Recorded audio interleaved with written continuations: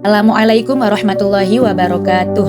Perkenalkan, nama saya Alfiatur Rahmaniyah dengan NIM 2123033. Di sini saya ingin berpresentasi bukan untuk berekspektasi, karena ekspektasi yang tinggi bisa membuat sakit hati. Di sini saya ingin memenuhi tugas UTS mata kuliah Sejarah Peradaban Islam dengan tema Riwayat Hidup Nabi Muhammad, Arab sebelum Islam, Dakwah dan Perjuangan Nabi, Pembentukan Negara Madinah. Yang pertama, riwayat hidup Nabi Muhammad SAW.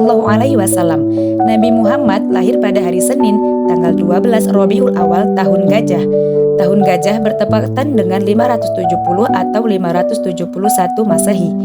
Alasan dibalik penamaan Tahun Gajah berkaitan dengan serbuan pasukan gajah yang berada di bawah pimpinan Gubernur Jenderal Najasyi Habasyah di Yaman yang bernama Abrahah bin Sabah. Kedatangan mereka ke kota Mekah untuk menghancurkan Ka'bah. Peristiwa ini terjadi sekitar 50 hari menjelang kelahiran Nabi Muhammad. Nabi Muhammad SAW lahir dalam keadaan yatim. Ayah beliau yang bernama Abdullah bin Abdul Muthalib meninggal saat Rasulullah masih berada dalam kandungan sang ibu, yaitu Aminah binti Wahab. Dan yang kedua, Arab pra-Islam. Kondisi masyarakat Arab sebelum kedatangan Islam berada di masa jahiliyah.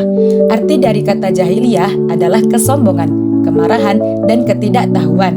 Penggunaan kata ini kepada masa pra-Islam menunjukkan pada era saat ketiganya sangat menonjol di masyarakat. Jahiliyah juga berkaitan dengan kepercayaan sesat, peribadatan yang salah, kekuasaan yang sewenang-wenang, dan ketidakadilan hukum. Kondisi masyarakat Arab sebelum kedatangan Islam yaitu kaum wanita diperlakukan seperti barang bergerak yang dapat dijual atau dibeli. Para penyair mendendangkan keburukan moral dengan penuh kebanggaan. Jika ada yang meninggal, maka anak mewarisi ibu tiri dan barang lainnya. Anak bahkan bisa menikahi ibu tiri mereka. Yang lebih parah, anak perempuan yang baru lahir akan dicekik atau dikubur hidup-hidup. Selain itu, perbudakan adalah hal wajar dengan majikan yang berkuasa penuh hingga hidup mati. Dengan kondisi tersebut, mereka yang kaya hidup bergelimang harta, sedangkan yang miskin semakin kekurangan. Jurang pemisah antara masyarakat kaya dan miskin terasa makin dalam dan jauh. Masyarakat kaya dapat mengeksploitasi yang lebih miskin. Dan kondisi masyarakat Arab sebelum kedatangan Islam berubah usai kedatangan Rasulullah SAW yang membawa ajaran Islam dari Allah Subhanahu wa Ta'ala. Namun, Islam sejatinya tidak mengubah seluruh tatanan dan nilai yang dianut masyarakat Arab. Islam mengarahkan nilai-nilai masyarakat Arab hingga sesuai syariat. Nilai yang baik dipertahankan meski cara dan tujuan mencapainya diubah. Perjuangan Nabi Muhammad SAW ketika berdakwah tidak pernah luput dari berbagai penolakan dari kaum kafir. Mereka tidak segan untuk mengejek, menyiksa, dan bahkan berusaha membunuh umat Islam dan Nabi Muhammad SAW.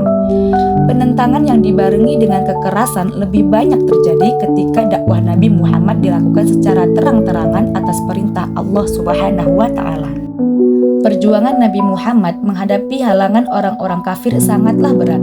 Penentangan itu datang dari berbagai macam bentuk dan metode. Abu Lahab adalah salah satu tokoh Quraisy yang selalu menghalangi dan menentang dakwah Nabi Muhammad SAW dengan cara menebarkan fitnah, menebar teror, mengejek, dan selalu menghalangi beliau. Banyak cara yang kaum kafir Quraisy lakukan untuk menghentikan perjuangan Nabi Muhammad SAW dalam berdakwah, termasuk percobaan pembunuhan. Perjuangan Nabi Muhammad dalam berdakwah menghadapi penentangan kaum kafir terus berlanjut hingga mereka berbondong-bondong memboikot Rasulullah SAW dan seluruh pengikutnya. Boikot itu diantaranya berisi tentang larangan menikahi orang-orang Islam, larangan jual beli dengan orang Islam, larangan berkomunikasi dengan orang Islam, dan perintah menyerahkan Nabi Muhammad SAW kepada kaum kafir agar bisa dibunuh. Selama kurang lebih 3 tahun, pemboikotan yang menyengsarakan umat Islam itu akhirnya berhenti ketika para pemimpin Quraisy yang masih memiliki hati nurani dan ada hubungan kekeluargaan dengan Bani Hashim dan Bani Muthalib merobek piagam tersebut. Yang selanjutnya yaitu pembentukan negara Madinah. Mengenal kota Madinah. Madinah atau yang juga dikenal sebagai Al-Madinah Al-Munawwaroh, kota yang bercahaya, terletak di bagian barat Arab Saudi. Kota ini berada di wilayah Hejaz, sekitar 100 mil dari Laut Merah dan 275 mil dari kota Mekah. Letaknya yang berada di ketinggian 625 meter di atas permukaan laut menjadikan Madinah memiliki udara yang relatif sejuk dibandingkan dengan daerah gurun di sekitarnya. Sejarah kota Madinah sebelum hijrah Nabi Muhammad. Sebelum dikenal dengan nama Madinah, kota ini bernama Yasrib, sebuah kota oasis yang subur dan strategis. Yasrib menjadi pusat perdagangan dan tempat tinggal berbagai suku Arab serta Yahudi sejak ribuan tahun lalu. Penduduk awal Yasrib. Sebagian besar penduduk Yasrib merupakan keturunan Nabi Ismail alaihissalam yang merupakan nenek moyang bangsa Arab, serta Nabi Ishak alaihissalam yang menjadi jalur keturunan bangsa Yahudi. Kehadiran orang-orang Yahudi di Yasrib dimulai sekitar abad ke-6 sebelum Masehi. Mereka melarikan diri dari kekejaman penguasa di wilayah asal mereka, seperti daerah bulan sabit subur atau Fertile Crescent, dan mencari perlindungan di wilayah Hijaz yang relatif aman. Kemudian konflik antar suku. Meskipun memiliki sumber daya yang melimpah, Yasrib sering dilanda konflik antar suku. Dua suku utama yang mendominasi kota ini adalah suku Aus dan suku Khazraj. Perselisihan antara kedua suku ini berlangsung selama bertahun-tahun dan kerap kali berujung pada pertempuran yang melemahkan keduanya. Situasi politik yang tidak stabil ini membuat Yasrib sulit berkembang lebih jauh sebagai kota perdagangan yang damai.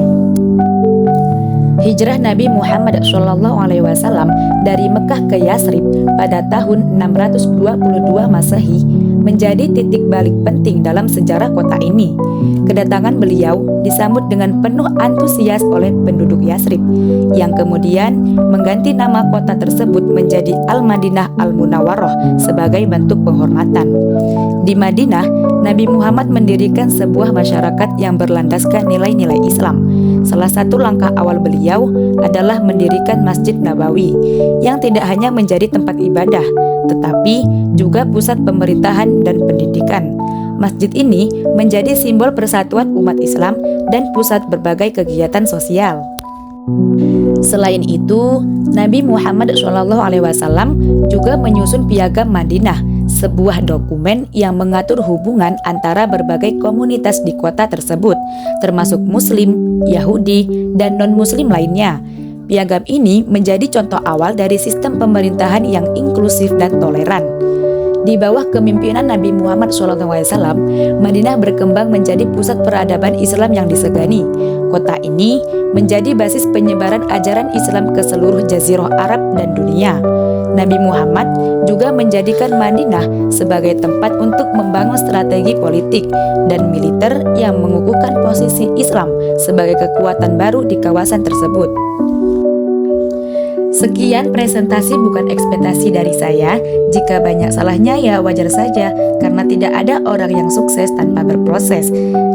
Saya akhiri, wassalamualaikum warahmatullahi wabarakatuh.